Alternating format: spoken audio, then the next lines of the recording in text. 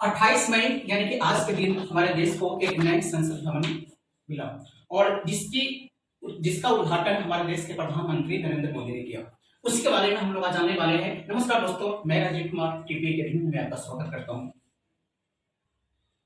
भारत का जो पार्लियामेंट है उसका इतिहास क्या रहा, कैसे बना, संसद बनकर तैयार कैसे हुआ, उन सब के बारे में लंबी चौड़ी कहानी मैं आपको आज बताने वाला हूं।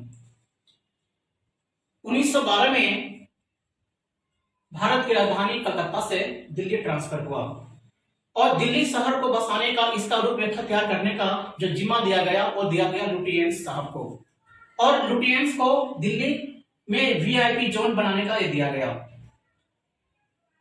अप्रैल 1912 में लुटियंस दिल्ली आए और फरवरी 1913 में दिल्ली बसाने को लेकर, दिल्ली में वीआईपी जोन स्थापित करने को लेकर एक कमेटी का गठन किया गया और उस कमेटी में हार्वर्ड बेकर नाम का व्यक्ति भी था और इन लोगों ने दिल्ली शहर में जो वीआईपी एरिया था उसको बसाने का काम शुरू किया, लेकिन उसमें संसद का कोई उल्लेख नहीं था। 1919 में भारत में मॉन्टेस्क्यू रिफॉर्म्स आता है और उस रिफॉर्म्स में यह कहा जाता है कि भारत में द्विसदन की स्थापना की जाएगी। द्विसदन को लेकर भारत में एक बहुत बड़ा सा बिल्डिंग बनाने का विचार आया कि जहां पे दो सदन बैठेंगे, एक आपके होंगे लेजिस्लेटिव ऑफ असेंबली, एक आपका होगा जो स्टेट को काउंसिल ऑफ स्टेट।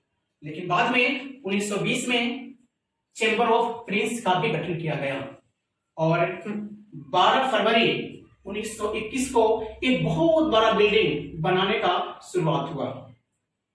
बाद में जाके ये 18 जनवरी 1927 को बनकर तैयार हुआ और उसका उद्घाटन तत्कालीन वायसराय लॉर्ड इरविन साहब ने उनका उद्घाटन किया।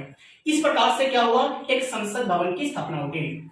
दिन बीतता गया, समय बीतता गया, देश आजाद हो गया। आजादी के बाद 26 जनवरी 1950 को उसका जो रूपरेखा था वो इंडिया वालों ने अपने अकॉर्डिंग कर लिया और उसे संसद का नाम दिया।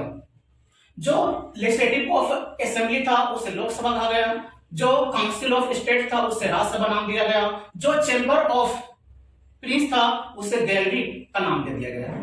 चलता गया, दिन बीतता गया और उसमें सीट फिक्स की गई कि लोकसभा में 552 सीट होंगे और राज्यसभा में 250 सीट होंगे।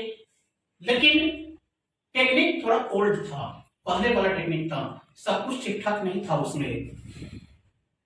अब हाईटेक जमाना हो गया है तो उसको अकॉर्डिंग उसमें कुछ व्यवस्था थी नहीं, और जो लोकसभा या राज्यसभा में सीटों का जो आवंटन है वो आपके पास 2026 तक है।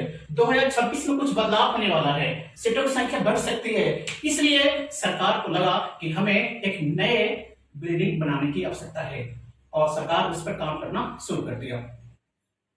और 2019 में, सितंबर 2019 में इस पर सेंट्रल विस्टा प्रोजेक्ट के तहत इस पे बोली लगाई गई और ये बोली टाटा प्रोजेक्ट ने सबसे अधिक लगाई और उनको इसका कॉन्ट्रैक्ट मिला। सेंट्रल विस्टा प्रोजेक्ट के आधार पर एक बिल्डिंग बनाया गया।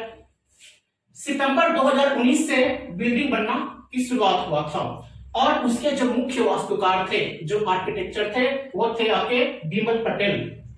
याद रखना क्या मेरे भाई, बिमल पटेल। और टाटा प्रोजेक्ट को इसका कॉन्ट्रैक्ट दिया गया और यह कुल 4 मंजिला इमारत है। इसमें 4 मंजिल है। इसकी जो आकृति है वो आपके पास त्रिकोण है। इससे 64,500 मीटर स्क्वायर के एरिया में बनाया गया है और इसमें लोकसभा में कुल 8